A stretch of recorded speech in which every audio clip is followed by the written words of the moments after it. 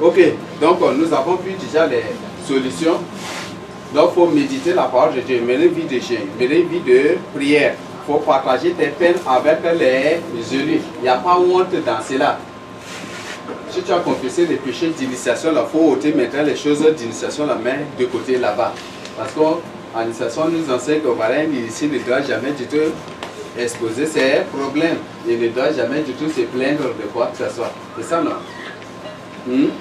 Voilà, donc c'est le moment maintenant d'ôter cela vraiment pour mettre de côté. S'il y a un problème, soit tu partages avec l'église ou soit tu vises un vrai élu de Dieu pour le partager avec lui. Mais surtout ne fais pas de cela une escroquerie. Parce qu'il y a des gens, quand ils vont demander avec le berger junior, après la même personne demande avec le berger Bonguiri, la même personne vient pour le demander avec nous et la même personne toujours encore. Voilà, c'est ce que là c'est autre chose, ce n'est plus maintenant. Ça, ce n'est plus maintenant un partage des peines, mais c'est la escroquerie à ce niveau, ça c'est du vol. Donc, faisons vraiment attention. Mais si tu es sincère, on peut venir à ton secours. Mais quand on découvre que tu es en train de voler, quand on découvre que tu es en train de nous escroquer, et c'est les mêmes trucs comme ça, nous on ne vient plus à ton secours parce que nous ne sommes pas là pour cela. Ok. Oui, je ne sais pas s'il y a des questions. Oui. Je voudrais savoir par rapport à la corruption. La corruption? Oui. Quand on demande un service, maintenant quand on demande un service, on te demande de mettre la main dans le portefeuille. Est-ce que c'est un bon lien? Ça, c'est pas bon. L'administration, au moins c'est pour tout le travail que l'administrateur fait, il y a un salaire, il y a les primes, il y a tout là déjà. Donc moi particulièrement, quand je viens avec un dossier, tu dis, voilà, il y a ça, est-ce que tu es pressé ou tu n'es pas pressé? Je vais te dire pourquoi tu me poses la question, parce que là j'ai été victime de cela à maintes reprises. Je dis pourquoi tu me poses cette question, il dit si tu es pressé, tu me donnes telle chose. Et si tu n'es pas pressé, je dis ok, là moi aussi je ne suis pas pressé. Donc même si c'est combien d'années, même après je vais me retrouver, donc je ne suis pas pressé. Et je me limite là. Et à leur grande surprise, je vais avoir ce que je veux. Et ceux qui ont donné l'argent, peut-être c'est après d'abord qu'ils vont avoir aussi. Donc ça, il faut beaucoup soumettre les choses que tu veux faire au Seigneur dans la prière, dans le jeûne. Et il faut cibler d'abord ces gens-là, ceux auprès de qui, desquels tu vas déposer les dossiers ou peut-être les choses là pour demander au Seigneur de les saisir, de les remplir de son Esprit Saint et de les saisir aussi de sa justice, de sa sainteté. Et quand tu viens, tu vas voir que c'est eux-mêmes qui vont se battre même sur ton dossier, c'est eux-mêmes qui vont, si l'un veut commettre peut-être une fraude, c'est l'autre qui va venir pour reprocher l'autre aussi. Donc notre secret se trouve dans la prière.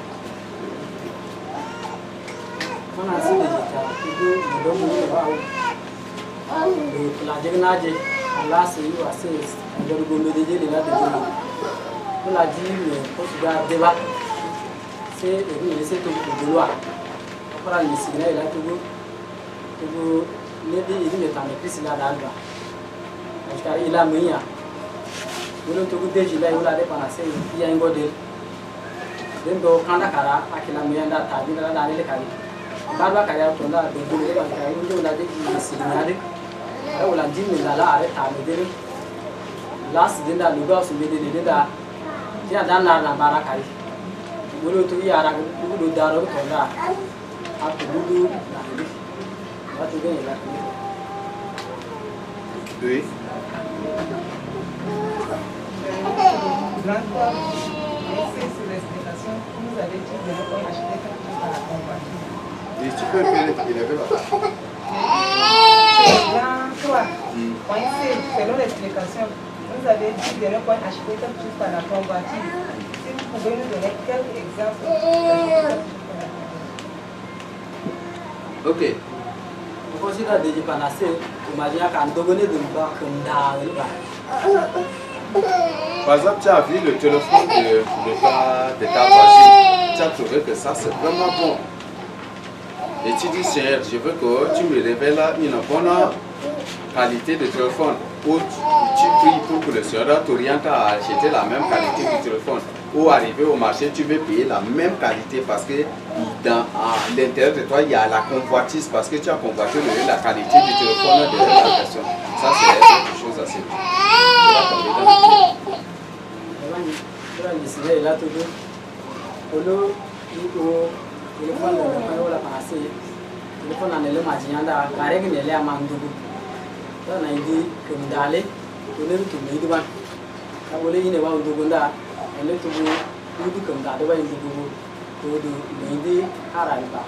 Ok, Sarah voulait poser une question.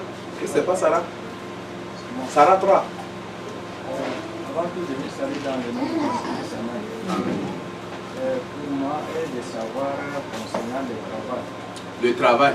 Oui. Vous avez parlé que dans le travail, est-ce qu'il est bon-il qu'un ennemi de Dieu peut travailler par affinité? Tu es un élu et celui-là, il est un élu. Tu as un travail. Et celui-là, il n'est pas ton frère. Ou un élu est à côté de toi, il souffre. Et celui qui est dehors, il n'est pas un élu, il est en train de souffrir aussi. Il est ton frère. Celui qui souffre là, il est ton frère. Et celui, Élie là aussi, il est ton frère. Maintenant, dans les deux cas là, tu peux laisser celui-là qui est à côté ou bien tu vas prendre un ennemi pour travailler avec lui. S'il y a un domaine qui concerne le lit, tu peux, par exemple, tu es maçon. L'autre Élie là, il se débrouille seulement dans la construction. C'est un débrouillard, il ne sait pas vraiment construire en tant que tel. Ou c'est un apprenti. Si tu le prends pour t'aider à construire, ça va te créer des problèmes par la suite. Ça va te créer vraiment des problèmes par la suite. Ou peut-être à tout moment, vous allez casser par-ci, par-là et vous allez grossir toujours le devis et c'est le propriétaire qui va endosser. C'est ça, non? Donc, c'est mieux de l'éviter. Si c'est ça, tu peux lui demander peut-être de faire manœuvre, pétrir le ciment ou des trucs. Là, il n'y a pas de problème, mais il ne faut pas le prendre dans ces domaines-là de construction. Il ne faut pas qu'il monte avec vous pour construire. Mais il peut faire manœuvre simple ou soit peut-être ramasser des briques ou creuser le trou dans le vous pouvez lui demander. Oui. Moi, je vais partir en arrière parce que j'ai acheté les marmites du marché noir là pour le chantier. J'ai acheté des gaz pour le marché noir. À ce moment-là, je ne sais pas pourquoi. Ça, c'est pour le chantier, ce n'est pas pour vous. Donc, ça, si c'est pour le chantier, c'est que la Bible nous dit aussi les péchés commis au temps Dieu ne tient pas compte. Mais dès le moment que tu apprends ces choses qu'il ne faut plus maintenant faire. Mais si c'est pour le chantier, s'il n'y a pas ça là chez vous, il n'y a pas de problème. Oui, bon, on a utilisé au chantier, c'est fini déjà, là, j'ai ramené. Ok. Bon, ça vous avez payé où? Le marché de... Comme vous le conseillez par le propriétaire, ce que vous devez faire, c'est prier. Si c'est des choses sur lesquelles il y a des malédictions. Mais s'il n'y a pas de malédiction, il n'y a pas de problème. Oui, bien.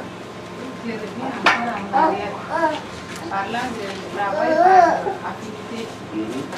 À supposer qu'un élu de Dieu, à un élu de Dieu, on a confié un travail. Et c'est lui qui doit recruter les gens pour faire ce travail. Il recrute les élus de Dieu, il maîtrise bien également ce travail. Et il n'appelle pas quelqu'un d'autre. Est-ce que c'est ça, là, il n'y a pas de problème. Quand tu pars au marché, par exemple, tu as acheté le bobo et tu as vu autre bobo qui est bien placé. Quand tu dis, si je savais, j'allais venir acheter ce bobo-là. Est-ce que ça aussi, c'est informatique? On sait que si tu as payé sérieusement à la maison, que tu as payé cela, c'est la bonne chose. Les choses de sorciers ou les choses importantes par les sorciers sont toujours des choses attirantes, fascinantes. Non, c'est... Le bongo, la miamor et tout là, ça ne me plaît pas carrément ce que j'ai acheté. Je voulais me jeter pour acheter. Ok, donc ça... dépend maintenant de ce que tu as fait avant de quitter pour le marché. Est-ce que tu as vraiment prié? Donc si tu as prié, c'est le Seigneur qui t'a orienté de faire cela. Oui, bon, là je te prends un cadeau. Par rapport au partage, je veux dire que les religieux doivent partager leur peine. Est-ce que vous pouvez dire des élus ou certains élus ont des difficultés qui font leur partage de difficultés, ils exposent dehors? Voilà, telle personne a tel problème qui est venu, mais je ne peux pas citer le nom de la personne. Ça, c'est... Des élus qui n'ont pas la compassion. Quand vous allez vers eux pour leur poser le problème, ça ne nous intéresse pas, ils ne prennent pas en considération. Ce que tu partages tes peines avec eux et après ils exposent. Ah, là, ça dépend de la personne, on ne connaît pas l'intention de la personne. Ça dépend de... On ne connaît pas l'intention de la personne. Mais si tu partages tes peines avec une personne, et si avec un élu, et que l'élu n'arrive pas à te répondre, ou l'église n'arrive pas à te répondre, peut-être qu'il y a une difficulté aussi. Donc là, c'est ce que nous devons comprendre aussi à ce moment. Donc si tu partages, ce n'est pas absolument que tu partages tes peines avec une personne qui va répondre sur le champ à tes besoins, mais plutôt il faut attendre, peut-être que lui-même il est en train de traverser un moment où il n'a pas de moyens. Il est en train de prier pour que le Seigneur vienne à son secours pour t'aider, tu ne sais pas aussi. Mais si la personne, une fois venir à ton secours, après il expose que voilà, c'est moi qui ai fait ceci, faire cela, ça c'est pas vraiment une élu de lui. Oui. Par exemple, si quelqu'un t'envoie d'aller chercher un plombier ou une électricité, et tu pars... Un électricien. Ou bien un plombier pour réparer les robinets, et que tu le trouves, tu conclus avec lui. Moi, je vais t'embaucher puisque le patron m'a envoyé. Tu dois me payer d'abord, je vais te présenter. Ça, c'est du vol. C'est du vol. Oui. Tu es au service de ton patron pour avoir un salaire. Donc, ça, c'est du vol, ce n'est plus maintenant la logique ici. Ok. Bon, comme vous venez de parler, les frères et les sœurs sont parlé aussi du marché noir. Je ne sais pas, nous, quand on a les engins là, parfois, toujours comme ça, tu es arrivé à un moment là, c'est tombé en panne. Et le moyen pour payer, c'est que là, tu ne peux pas trouver, mais on va te dire que si c'est comme ça, là, peut-être tu pars, tu vas chercher là, tu ne peux pas trouver, on va te dire que tu pars aux pièces détachées. Et là, tu vas aller payer ça pour qu'on te mette pour ça. Je ne sais pas, tout ce que vous venez d'expliquer là, ça aussi, c'est compliqué.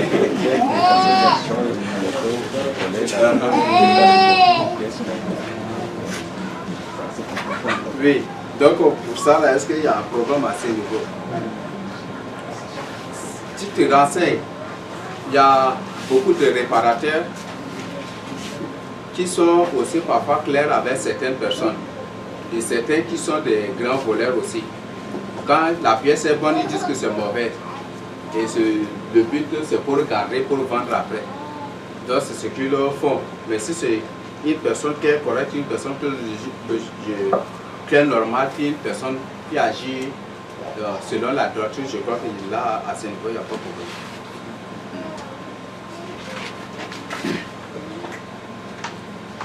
Oui. Oui, pour moi, pour savoir le travail par autorité là. Si un élu, par exemple, tu es élu, quand tu es, par exemple, au poste de secrétariat, et que les gens sont là, et parmi ces gens, il se trouvent aussi des élus. Mais tu sautes ces gens pour avoir... Là, ça, ce n'est pas la logique. Ça, c'est pas la logique. Ce n'est pas vraiment la logique. Donc, tu dois respecter l'ordre. Tu dois respecter l'ordre. Non, si tu es élu de Dieu, il ne faut pas voler aussi, mais il faut respecter l'ordre et agir selon l'ordre aussi. Dieu, il n'y a pas favoritisme pour cela, il n'y a pas favoritisme. Celui qui te fait cette faveur, le Seigneur peut le punir à cause de cela. Ok, donc, pour revenir à ta question, par exemple, il y a les mécaniciens, certains mécaniciens flou là, vous-même vous les reconnaissez par leurs actions, par leur manière de faire. Les mécaniciens qui ne sont pas clairs, les répartiteurs qui ne sont pas clairs, vous les reconnaissez au moins ici.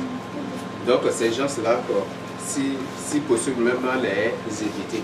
Et c'est ceux qui sont flous, ceux qui ne sont pas clairs là, qui parfois ils dépendent des choses moins chères, mais au moins il y a quelque chose caché derrière cela. Quand tu viens, tu parles, il y a telle chose, et ils te dépendent parce que les pièces ces pièces qu'il a utilisées pour réparer ton engin, c'est des pièces volées. Et c'est comme ça que parfois ils se présentent aussi moins cher. Donc les gens qui ne sont pas clairs, c'est vraiment à les éviter. Je sais pas ajouter sur les pièces détachées. Bon, plus maintenant, les volets changent de manière. Si le moteur n'arrive pas pour détacher et d'aller sur la terre comme ça, que tu viens, tu achètes par pièce, donc c'est mieux d'éviter cela. Parce que beaucoup plus pièces détachées, là, ce sont les motos volées. Quand vous allez vendre comme ça, là, maintenant, il y a beaucoup de systèmes donc, qui changent les manières pour détacher, pour vendre pièce par pièce. Donc, c'est ça. Il faut acheter ce qui est neuf, c'est bien. Non, mais je ne comprenais pas. C'est maintenant que tu viens de parler. L'homme a toutes les stratégies possibles. Si par exemple mes pieds sont cassés, je ne faisais rien. Et le frère avait vendu du gâteau. Et j'ai prié pour que le Seigneur l'aide dans son commerce de gâteaux, là, pour qu'il puisse m'aider. Mais si vient là, je vais lui dire que voilà, je dois tu m'aides là, est-ce que tu fais le truc? C'est péché. Non. Ça là, tu fais. C'est comme si tu es un démarcheur avec le Seigneur. Il n'y a pas ça avec le Seigneur. Là, il n'y a pas ça avec le Seigneur. Quand on prie pour une personne, on ne doit pas lui-même dire aussi. C'est bon? Donc, dire que moi, là, j'ai beaucoup prié pour toi. C'est une manière de te justifier pour être agréable à l'homme. Ok, oui. Dans le cadre du travail, quelqu'un nous a reflété pour le travail. La somme qui est fixée, c'est 70 000. Parmi tous ceux qui travaillent, quand tu vas prendre l'argent à la fin du mois, on te dit que c'est 70 000. Lorsque tu prends l'argent, le chef qui vous a reflété, il dit qu'il a besoin de 10 000 obligatoirement. Mais quand tu ne donnes pas, tous ceux qui travaillent là, il va te faire partie. Est-ce une logique de donner les 10 000 francs ou de lui donner les 10 000. Parce que c'est lui qui vous a recruté. Il faut être clair avec lui. Si ce n'est pas le terme du contrat, si ce n'est pas dans le contrat ou dans votre... Si c'est une négociation que vous avez entreprise, c'est autre chose. Mais si vous n'êtes pas convenu sur ça, car à votre grande surprise, c'est ça, c'est pas bon aussi. Avant que tu entres dans le travail, là, il te signale. Tous ceux qui travaillent là, ils obéissent à la loi. Donc quand tu prends 70 000, mets-toi bien la tête à la fin du mois, 10 000 c'est pour lui. Et quand il existe, tu vas chercher aussi d'autres travail. S'il te dit qu'il y a un autre. C'est relatif à la corruption. C'est relatif à la corruption. C'est pas bon. Aujourd'hui, là, beaucoup des mots que nous souffrons, c'est nous-mêmes qui les cherchons. Si chaque employé là, décide de ne pas payer, et s'il les renvoie tous et que les autres refusent de le faire, mais il va venir au terme normal. Il va revenir à la raison. C'est ça le problème aujourd'hui. Beaucoup de mots que nous souffrons, c'est nous-mêmes qui les cherchons. J'ai toujours l'habitude de dire que la cherté de vie, c'est nous-mêmes qui cherchons cela.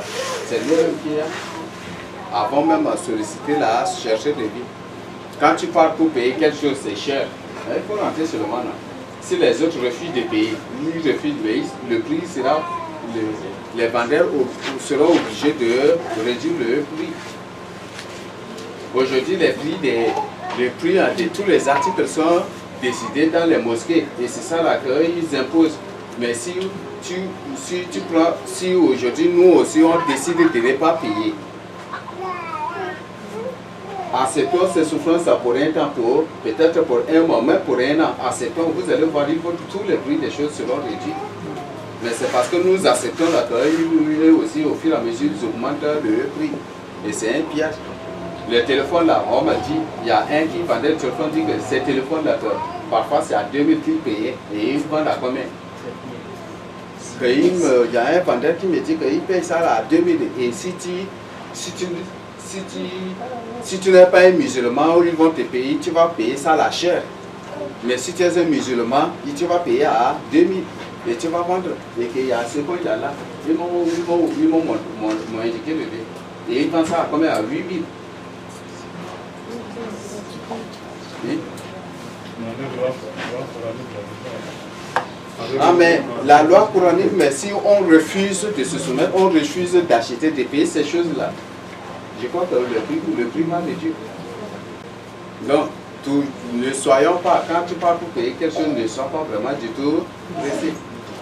Quand tu vois que le prix est fort, tu peux rentrer. Et si aujourd'hui on décide de ne pas payer ces choses qui importent là, si on décide de ne pas payer, ils seront obligés de réduire le prix. Mais parce que c'est nous-mêmes qui acceptons ces choses et c'est à cause de cela que nous souffrons aussi. On dit que la cherté devient, c'est nous qui sommes à l'origine. Parce que l'homme agit en fonction de la connaissance de l'autre. L'homme agit toujours en fonction de la mentalité de l'autre. Ils savent bien que même s'ils mettent à 18 000, on va payer. Donc c'est à cause de cela que leur taxe est chère. Les téléphones tactiles là, au Cameroun, c'était moins cher seulement, mais ils importent, ils payent, c'était vraiment. À l'arrivée du téléphone, un téléphone seulement, ça c'est, je crois que cette qualité là même là, c'est mieux encore. Cette qualité là, c'est mieux encore. Mais les gens, ils vendaient à 500 000, à 600 000. Même il y a des gens qui ont payé à 1 million quelque.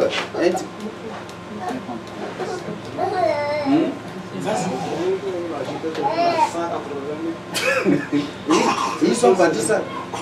Alors que ici, de l'autre côté, ils payaient à un truc de 15 000, des trucs, ils vendent à 300, à 400, à 600 000, à 1 million quelques, les gens ont payé. Et quand ils peuvent moi, j'ai payé cher, c'est de n'importe quoi. Si nous, on décide, si par exemple, à notre niveau, on décide de ne pas payer, on peut accepter cette souffrance-là, ne pas payer, ne pas consommer pendant 1 an, 2 ans, 3 ans, même 4 ans, ils seront obligés de réduire le prix. Le prix va tomber. Quand il n'y a pas vente, il y aura chute, non? Le prix, ils vont réduire. C'est parce qu'on se soumet. Donc ils agissent en fonction de nos mentalités, de notre mentalité. C'est ça le problème. Le problème de bus là, même bus où ils taxent, le bus il taxe cher. Si aujourd'hui on décide de marcher pour aller, pour satisfaire, et qu'on ne prenne plus bus, ils seront obligés de réduire le prix.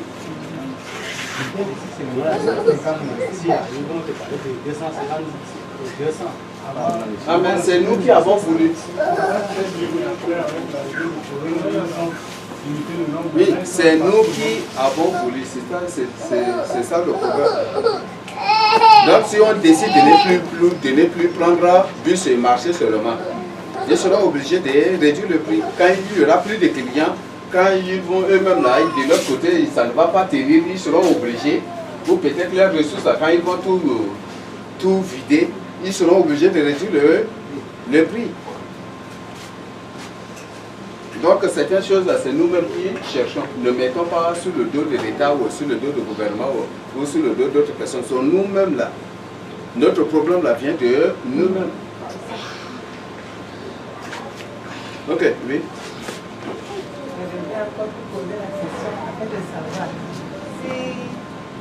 Soit au marché ou bien à la maison, quelqu'un t'apporte ses articles, donc tu achètes avec elle parce qu'elle a une difficulté.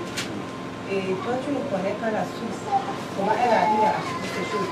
Tu ne sais pas si elle a volé ou bien c'est avec elle que la personne a pu avoir ces choses.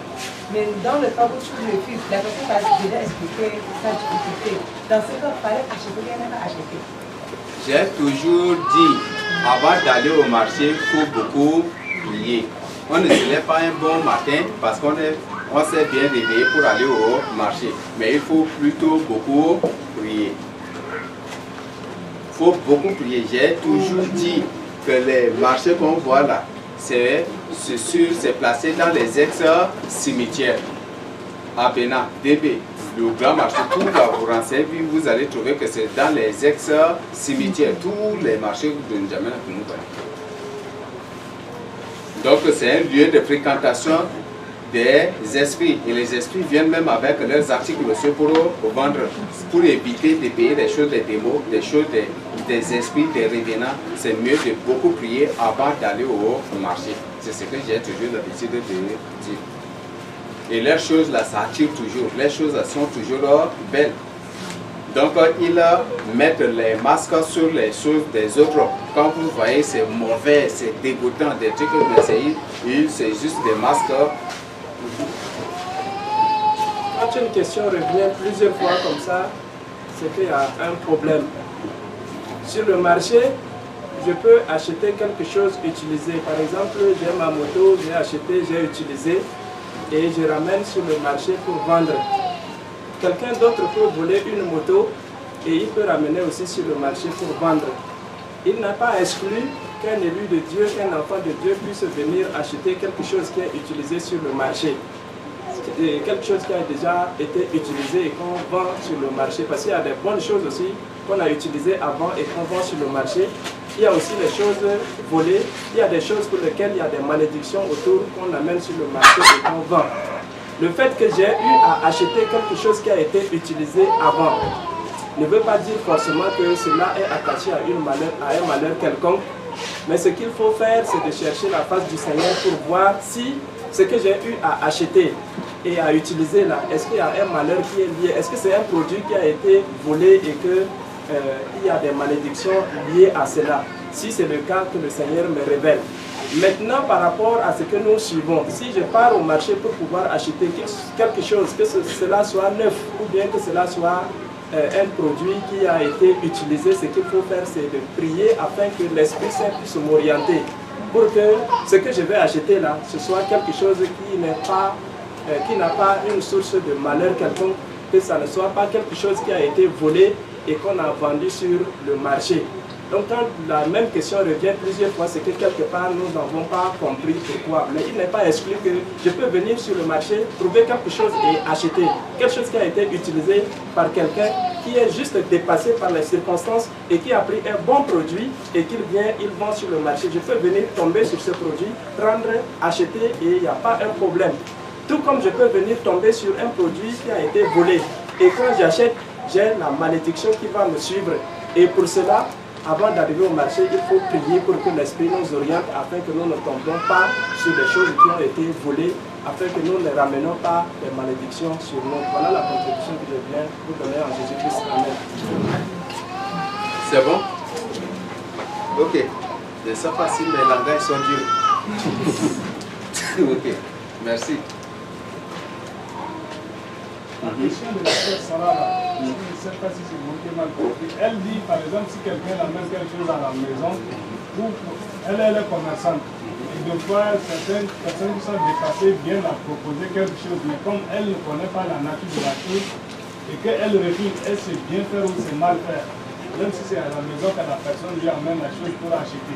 Et si la chose appartient réellement à la personne qui lui a amené, ou bien si c'est pour une autre personne. Comme elle ne connaît pas la chose, elle refuse. Est-ce que c'est bien faire ou c'est mal faire? C'était ça la question. Lorsqu'on t'amène quelque chose à la maison pour te vendre, est-ce que c'est bon de payer ou pas? Elle refuse. Si elle refuse. Bon, si tu refuses, si c'est une chose mauvaise, une chose peut-être envoûtée, tu peux refuser aussi. Si le Seigneur te révèle que c'est une chose envoûtée, tu peux refuser. Parce qu'il y a certains sorciers pour t'avoir aussi, viennent avec des choses envoûtées dans le but de bloquer aussi ton commerce aussi. Mais si c'est un vrai élu de Dieu qui vient avec son truc que si le moyen te permet, tu peux prendre aussi. Ou soit lui promettre de vendre ça et puis après lui donner aussi son argent. Oui, complément. Comme elle a parlé d'une personne qu'elle ne connaît pas sa nature. Alors quand on ne connaît pas la nature de la personne, le mieux c'est de s'abstenir et chercher la face de Dieu d'abord. Parce que si tu payes directement comme ça et que c'est quelque chose embouté ou quelque chose volé, ça va te créer des problèmes encore dans ton commerce. Donc la base, comme le berger Daniel l'a dit là, c'est d'abord la prière. Donc ce n'est pas parce qu'elle a apporté, elle est dans le besoin que tu es obligé d'acheter avec elle. Il faut d'abord te rassurer que c'est quelque chose qui ne va pas t'apporter le malheur pour avoir de l'intention de Dieu avant d'acheter. Donc c'est ce que je vais apporter comme complément. Ok. Il y a beaucoup, si c'est une personne déjà que tu la connais comme une voleuse et t'apporte quelque chose, c'est mieux de refuser. Si c'est une personne de nature douteuse, peut-être que tu as reçu des choses où en la voyant, elle te paraît trop douteuse, des trucs comme ça, c'est mieux de t'abstenir. Mais si c'est un élu de Dieu, je crois qu'il n'y a pas de problème à ce niveau. Un élu de Dieu, dit de foi, qui vit vraiment dans la crainte de Dieu, là, il n'y a pas de problème à ce niveau. Oui. Oui, moi, je voudrais apporter un témoignage. Parce que certains voleurs, là, quand tu les fais du bien, là, et également, quelquefois, ça leur travaille et puis ça vient de te voler également. Il y a un homme qui avait acheté une moto Honda et ça fait 3 jours. Il a amené au marché pour acheter la viande et il était également suivi par les braqueurs. Et il avait 10 000 francs pour acheter la viande. Les braqueurs ont également donné 10 000 francs. Et il dit qu'il veut la viande pour 1 000 francs. Et également il dit qu'il veut pour 1 000 francs. Et finalement, le vendeur dit qu'il n'a pas la monnaie. Donc le propriétaire de la moto dit donnez-moi dans mon arrière, donnez-moi pour 1 000 francs et également pour 1 000 francs. Comme ça, donnez-moi les 8 000. Et le gars, lui, il a agi d'un bon cœur avec lui. Finalement, quand il partait là, ils sont venus le trouver. Il dit vraiment, ce que tu viens de faire là, t'as sauvé. Ils ont montré les charrières du pistolet là. Que tous ces balles là, on va finir sur toi aujourd'hui. Sauf que par ce que tu viens de faire là, ça t'a sauvé. Et il dit, ils l'ont même donné là où il habite, il a acheté la moto, là où il a acheté la moto, là où il circule souvent, même ils l'ont tout dit. Il dit, les braqueurs là, il dit, depuis 3 jours, il l'attend seulement pour le tuer, mais comme ce qu'il vient de faire, il l'a sauvé. Désormais, si on vole sa moto, là, il les appelle seulement là, ils vont rentrer sa moto. Et là, la moto, il est parti, on a volé. Il a appelé les gars là. Directement, ils disent, reste à la maison seulement, on va t'amener ta moto. Ils l'ont ramené sa moto. On lui dit désormais là, quand tu pars, tu achètes une moto neuve là, ne ferme pas le coup, laisse ouvert là. Quand les voleurs touchent et que c'est ouvert là, ils savent que c'est pour eux, c'est pour les braqueurs aussi. On ne vole pas.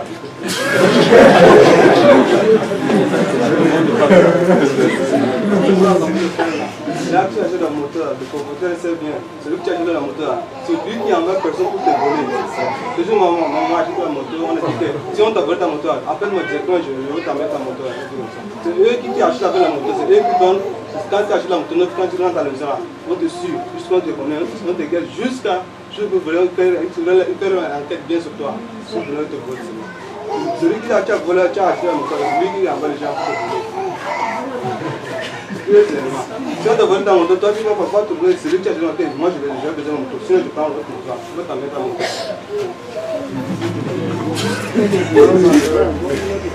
C'est